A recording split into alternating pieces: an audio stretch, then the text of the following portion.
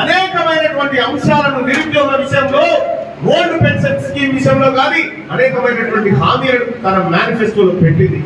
ఆ ప్రతి హామీని కాంగ్రెస్ పార్టీ ద్వారా నెరవేర్చిపించే బాధ్యత వాళ్ళ తీర్మానం అన్నది, ఇవాళ బాలు నాయక్ అన్నది, ఇవాళ దుర్గా అమిత్ అన్నది ఇక్కడ ఉన్నటువంటి నాయకత్వాలు తెలియజేస్తా ఉన్నారు. ఇవాళ ఒక ఆయన చెప్తాడు, తీర్మానం వలన ఎట్లా చేద్దాం ఎన్నికలల్లా, చేసేదేముంది ఎన్నికలల్లా, దానంతా అయిపోతుంది.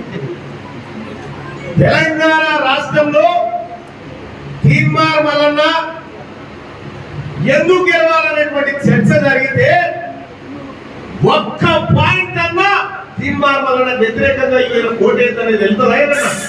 ఒక ఆయన అంటాడు కేసీఆర్, కేటీ రామారావు మేము అంటా ఉండే, ముఖ్యమంత్రి నువ్వు బ్లాక్ మెయిలర్ అంటాడు, తీర్మానం వలన నువ్వు బ్లాక్ మెయిలర్ అంటాడు.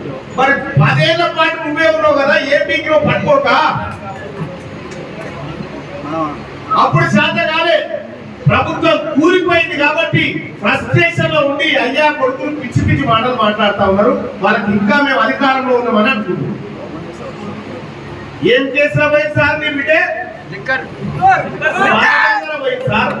తీర్మానం వలన పోయింది, ఈ ప్రజల హక్కుల కోసం కొట్లాడిపోయినాడు జైలుకు. నీవు వేల కోట్ల రూపాయలు కూడబెట్టుకుంటే ఈ తీర్మానం వలన సంపాదించుకునే డబ్బులు ప్రభుత్వానికి రాసిచ్చి వచ్చినాడు. నీకు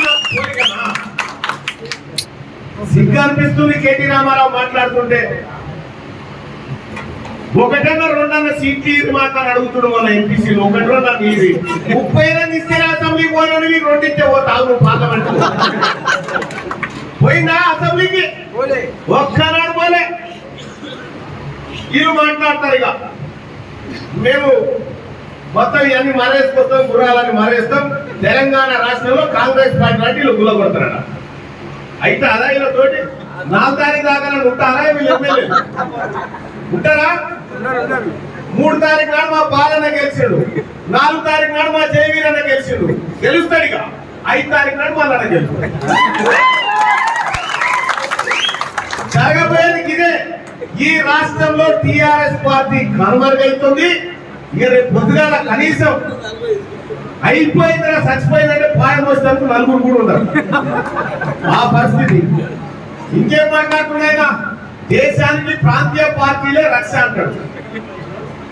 మా జాతీయ పార్టీ అని మొన్నటిదాకా చెప్పింది, మళ్ళా ప్రాంతీయం కాడికి తెచ్చింది.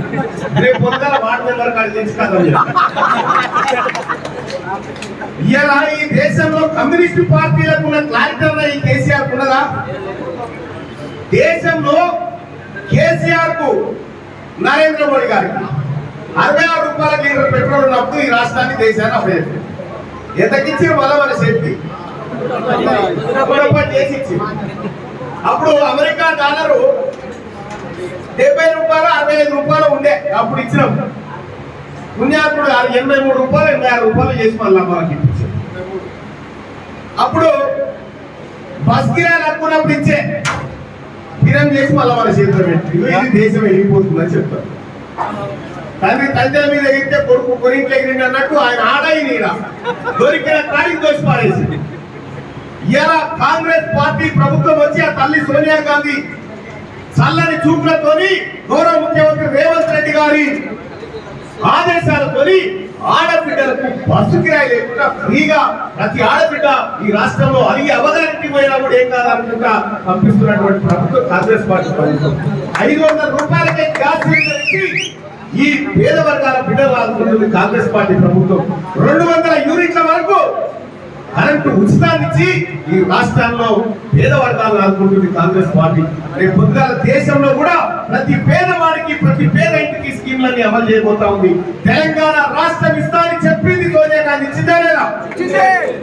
ఈ పేద బిడ్డలకు ఉచిత రవాణా అందిస్తామని ముఖ్యమంత్రి రేవంత్ రెడ్డి గారు చెప్పిన ఇచ్చిన వాళ్ళేనా? రేపు పొద్దుగాల ఈ ఉద్యోగస్తులకు నిరుద్యోగులకు ఏ హామీలైతే కాంగ్రెస్ పార్టీ ఇచ్చిందో ఆ ప్రభుత్వం నెరవేర్చి తీరుతుంది. దానికి మేమే జవాబుదారులు అని చెప్పి మీ అందరికీ తెలియజేస్తాం. For more videos like this, subscribe Big TV channel.